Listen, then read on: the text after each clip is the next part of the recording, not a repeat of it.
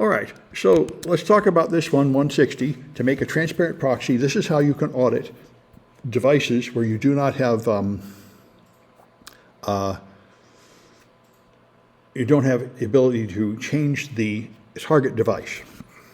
So I'm going to do it on this machine. So you go into System Settings. I was very pleased to see this works on modern Macs. If you go to Sharing, there is Internet Connection Sharing.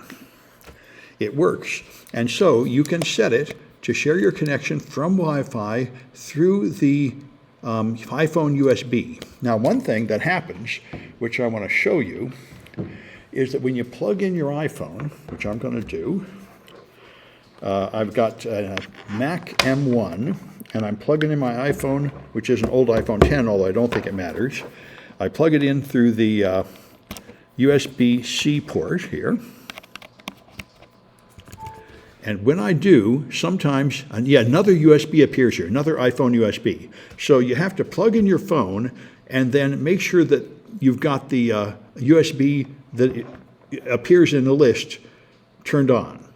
Then you're sharing the internet connection from there. Now you need to go on your phone and turn off other courses of networking, which is cellular data and Wi-Fi. And I also turn off Bluetooth, by the way, which can be used for network connection also. So I turn off Wi-Fi, and I turn off Bluetooth, and I turn off cellular data.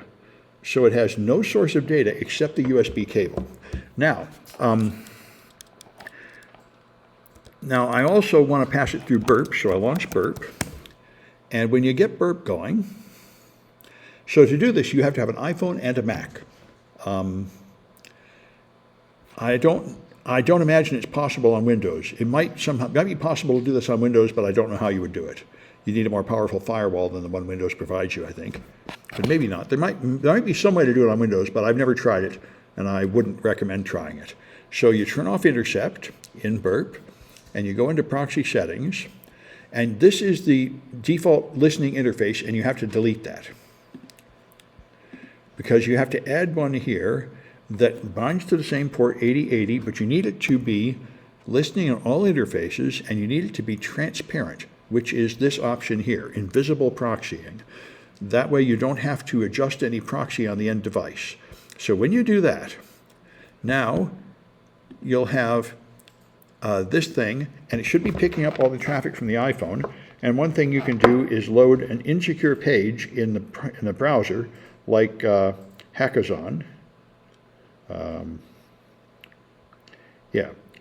There. And if you load Hackazon on the phone, then you see it coming through Burp. So now all traffic from the phone is passing through Burp. So that's the first bit of auditing and the most important bit. But you can also audit the syslog. So let me get rid of stuff I don't need and open up a terminal. And so here, by the way, I had to turn on the firewall, which I've already done on my machine, and it explains in the project how to do that. You have to find the bridge interface, which is probably called Bridge 100, and then you have to configure a file and use the PF firewall, which is like IP tables. It is a powerful command line firewall on the Mac. And that forwards all traffic from the USB interface into Burp. That's what you have to do.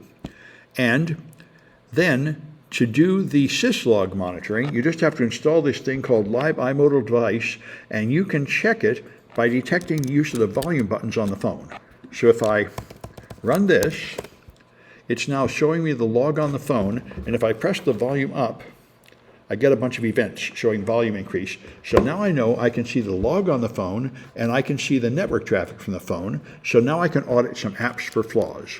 And I'm going to stop this video.